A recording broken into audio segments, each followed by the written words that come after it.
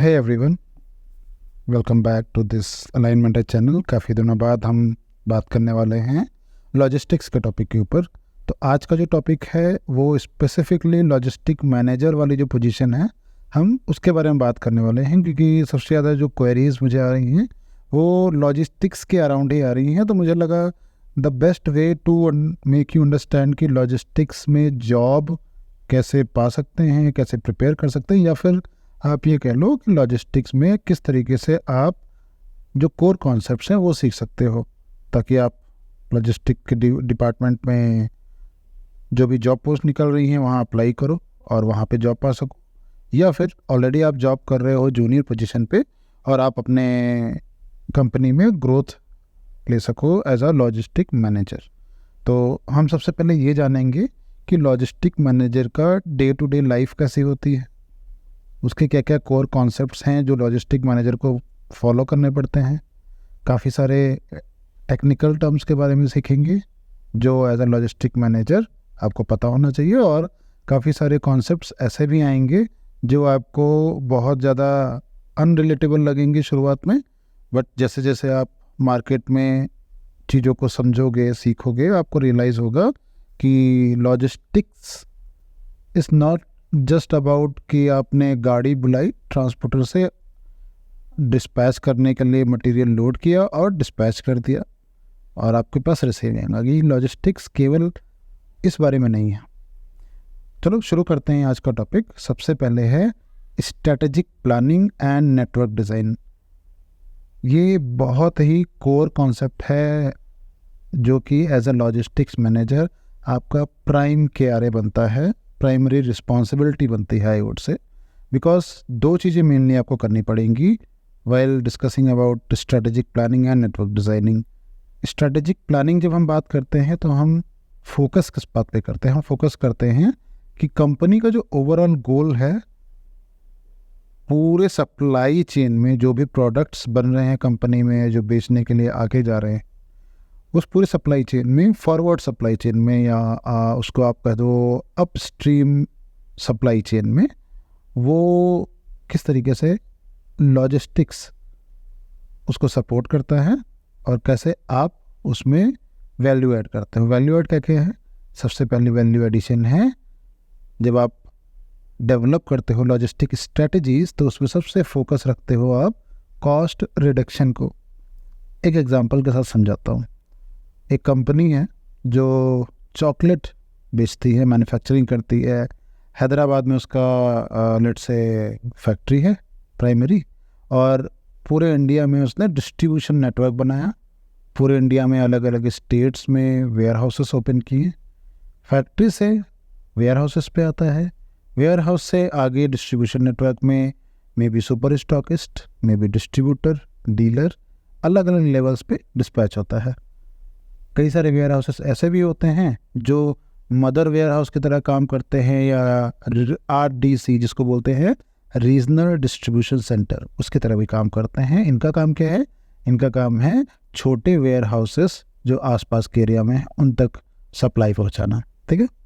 अब आपने उस कंपनी को ज्वाइन किया एज ए लॉजिस्टिक मैनेजर, और आपको बोला गया कि आपका जो सबसे पहला काम है वो ये है कि सबसे पहले लॉजिस्टिक स्ट्रेटजीज बनाइए, और जो अभी की कॉस्ट है उसमें कितना रिडक्शन ला सकते हो आप, कितने रिड्यूस कर सकते हो कॉस्ट, वो फाइंड आउट करिए।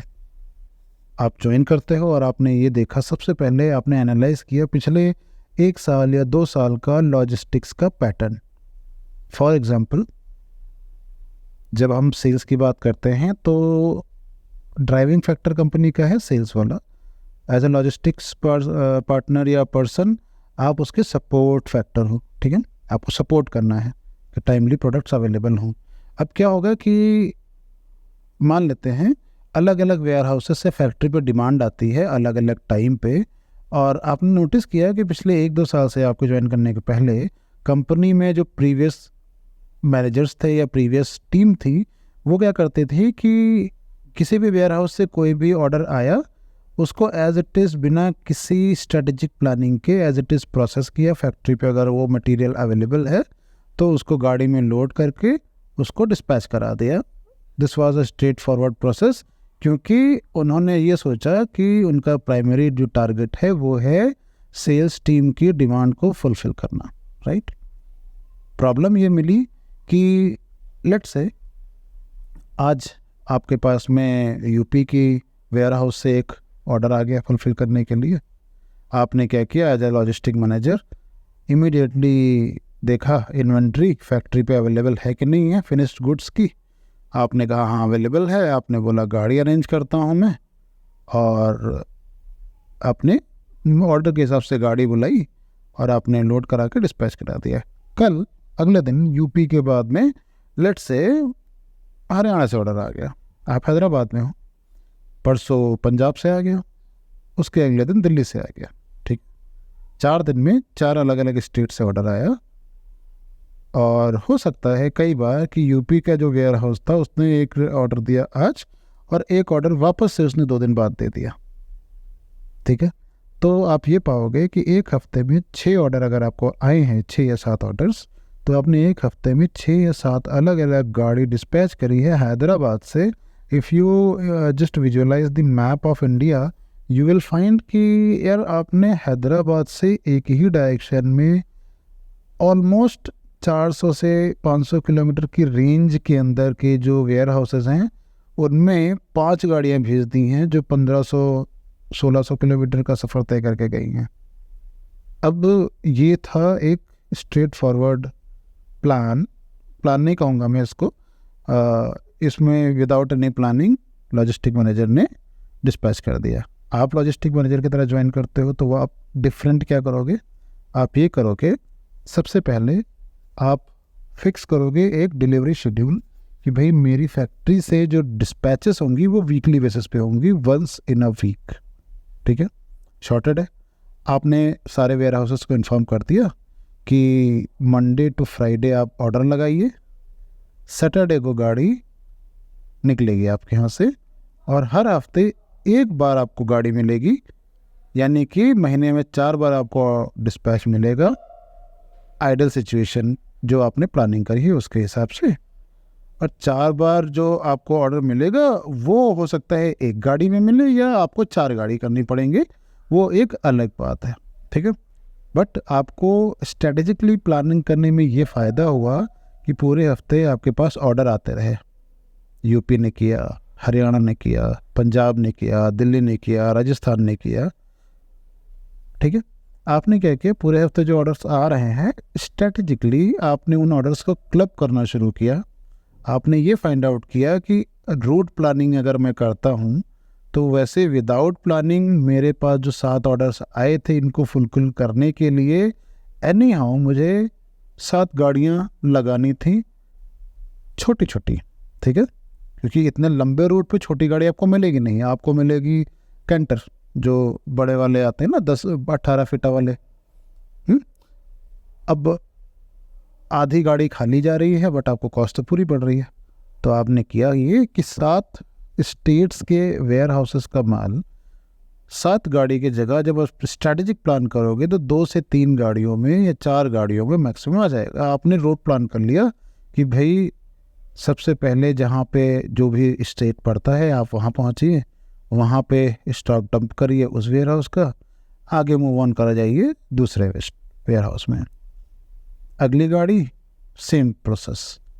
तो इससे फ़ायदा क्या होगा, जहाँ 7 गाड़ियाँ आपके लगने वाली थी 25 से 30 हज़ार रुपये की जो आपकी ट्रांसपोर्टेशन कॉस्ट एक गाड़ी की आती है हैदराबाद से यूपी, हरियाणा, पंजाब भेजने में, तो 7 × 25 भी कर लो या 20,000 भी लेट से कर लो तो आपका 1,40,000 रुपये होता है। बट आपने स्ट्रेटेजिक प्लान किया, 2 से 3 गाड़ी में आपका माल लोड हो गया, और नॉर्मली जो आप गाड़ी का रेट दे रहे हो 20,000 उसको आपने 2,000 रुपये 4,000 रुपये ट्रांसपोर्टर के साथ एक्स्ट्रा एग्री कर लिया कि ठीक है आपको हो सकता है एक जगह रुकना पड़े, तो उसके आपने होल्डिंग चार्ज डिसाइड कर ली। फिर भी आपके 40, 50, 60, 70 के आसपास 70 से 1,000 रुपये में आपका काम हो गया, है ना।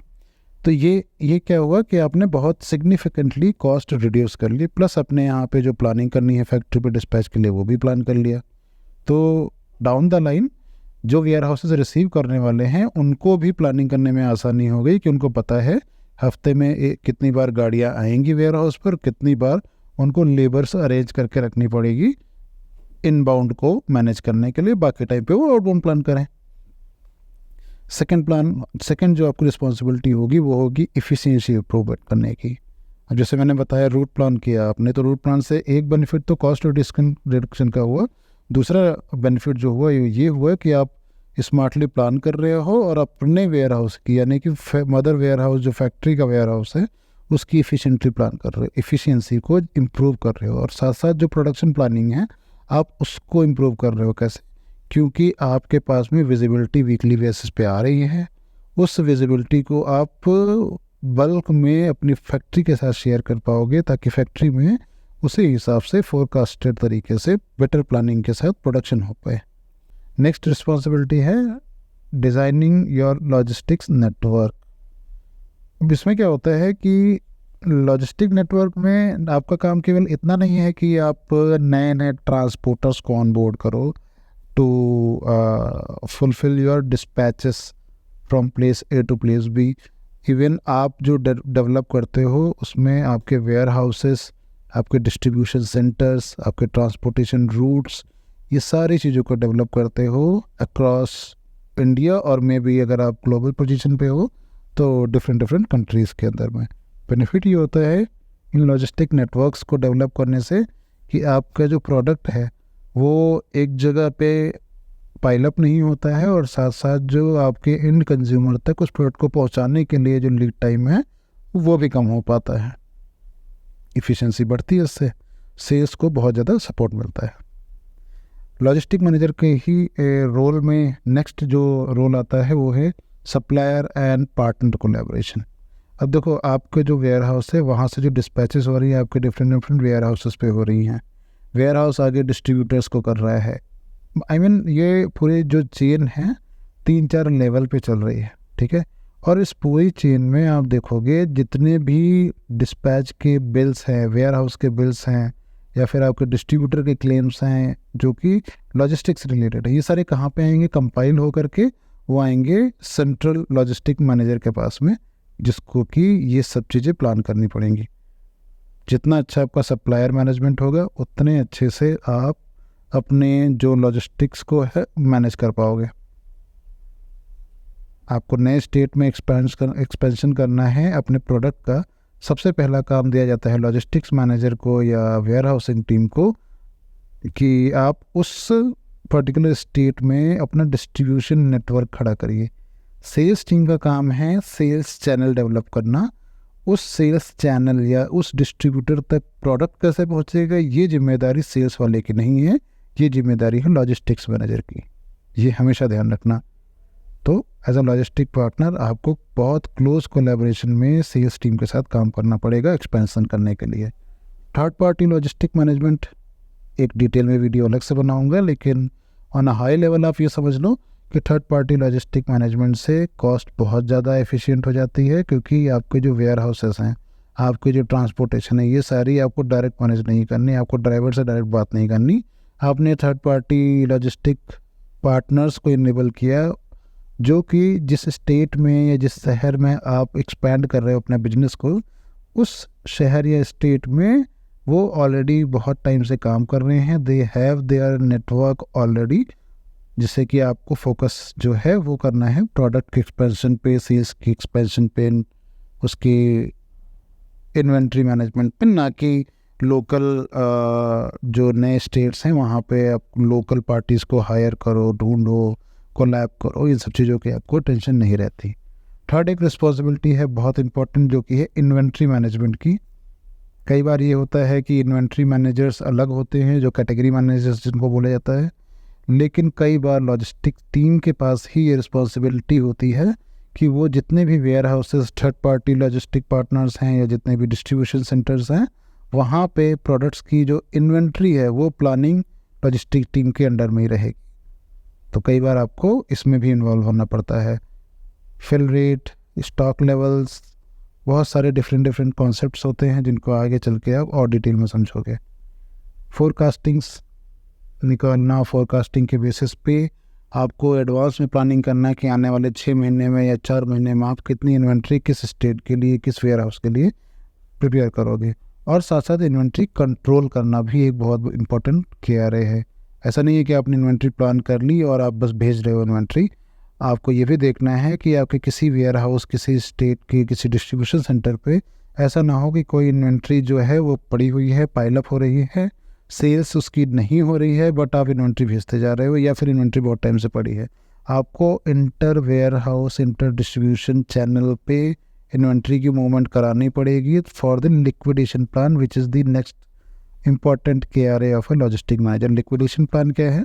आपको ये ध्यान रखना है कि कोई भी इन्वेंट्री पुरानी नहीं होनी चाहिए और कोई भी इन्वेंट्री एक्सपायर नहीं होनी चाहिए अगर उसकी एक्सपायरी डेट अवेलेबल है तो, स्पेशली FMCG सेक्टर में, ईडेबल सेक्टर में, ग्रोसरी सेक्टर में बहुत हाई पेस पे आपको इन्वेंट्री का शफलिंग करनी पड़ेगी from one distribution network to another. There is a warehouse management also, जहाँ पे कंप्लीट वेयर हाउस ऑपरेशंस को आपको मैनेज करना है। नई नई टेक्नोलॉजीज़ हैं जो EWM, WMS इस टाइप के ऑटोमेशन सॉफ्टवेयर्स हैं, उनको इनबिल्ड करना, इनेबल करना और उनको डिसेंट्रलाइज करके हर एक वेयर हाउस, हर एक डिस्ट्रीब्यूशन चैनल पर लगाना और सेंट्रली उसको अपने हेड ऑफिस पे कंट्रोल करना। ये सारी responsibilities as a logistic manager आपकी होंगी। Transportation management, which I already explained you, कि सबसे प्राइमरी काम तो होता है, but it is not limited to that only कि आपको ट्रांसपोर्टेशन मैनेज करना है। ट्रांसपोर्टेशन में क्या होता है? आपके कैरियर सिलेक्शंस, यानी कि जो गाड़ियाँ आप हायर कर रहे हो, जो ट्रांसपोर्टर्स के साथ आप एग्रीमेंट कर रहे हो, जो आप रूट ऑप्टिमाइजेशन के लिए प्लान बना रहे हो, ये सारी चीज़ें आपकी ट्रांसपोर्टेशन मैनेजमेंट में आती हैं। इस तरह के बहुत सारे कॉन्सेप्ट्स और भी हैं जो मैं आपको अगले वीडियो में बताऊंगा। आई थिंक आपको काफ़ी क्लैरिटी मिली होगी अभी के लिए कि एज ए लॉजिस्टिक मैनेजर आपका जो प्राइमरी रिस्पॉन्सिबिलिटी है वो बहुत लिमिटेड ना हो करके बहुत ज़्यादा एक्सटेंसिव है। तो जो लोग भी लॉजिस्टिक्स में आना चाहते हैं या सीख रहे हैं तो उनको ये ध्यान रखना है कि they should be very open minded and they should be ready to learn the technical aspect as well. कई बार ये क्वेश्चन मैंने देखा है, मेरे वीडियोस में आता है कि हमने अभी अभी ग्रेजुएशन कंप्लीट किया है तो क्या मैं एज ए मैनेजर ज्वाइन कर सकता हूँ, या फिर कई बार ऐसा बच्चों का क्वेरी आती है कि मैंने अभी अभी बस 12th किया है तो मैं ग्रेजुएशन किस सब्जेक्ट में करूँ ताकि मैं आगे चल के सप्लाई चेन में आ जाऊँ। तो उनके लिए मैं ये बोलना चाहूँगा कि सबसे पहले जॉब की बात करते हैं। तो अगर आपको एंट्री लेवल की जॉब देखनी है तो manager is not for you as a entry level, क्योंकि एटलीस्ट 4 से 5 साल का एक्सपीरियंस चाहिए होता है मैनेजर वाली पोजीशन पे आने के लिए, बिकॉज वहाँ पे बहुत ज़्यादा रिस्पॉन्सिबिलिटी है और बहुत ज़्यादा रिस्क इन्वॉल्व है ओनरशिप का। तो जो कि अभी आपने देखा ही, रिस्पॉन्सिबिलिटी ज़्यादा होने की वजह से वो किसी फ्रेशर को नहीं देंगे। फ्रेशर को क्या मिलेगा? फ्रेशर को MIS के रोल मिलते हैं, अकाउंटेंट के रोल मिलते हैं, वेयर हाउस पे मैनेजमेंट के रोल मिलते हैं, या वेयर हाउस असिस्टेंट के रोल मिलते हैं। इस टाइप के रोल्स में आप जा सकते हो। तो दोस्त जो 12th कर चुके हैं, सप्लाई चेन में बहुत सारे कोर्सेज ग्रेजुएशन में ऑलरेडी अवेलेबल है। अपार्ट फ्रॉम दिस बहुत सारे डिप्लोमा कोर्सेज अवेलेबल हैं ऑलरेडी, उसका वीडियो मैंने बना दिया है, लिंक मैं डाल दूँगा, आप उसको भी चेकआउट करो। बाकी मिलते हैं अगले वीडियो में जहाँ पे हम इसी लॉजिस्टिक मैनेजर वाली सीरीज़ को कंटिन्यू करेंगे और देखेंगे आगे और क्या क्या सीखना बाकी रह गया है हमको। Till then have a great day, bye bye.